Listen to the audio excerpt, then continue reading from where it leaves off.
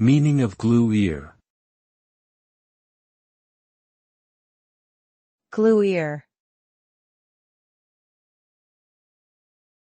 Glue ear. Glue ear. Glue ear. Glue ear, also known as otitis media with effusion, is a condition where fluid accumulates in the middle ear, behind the eardrum.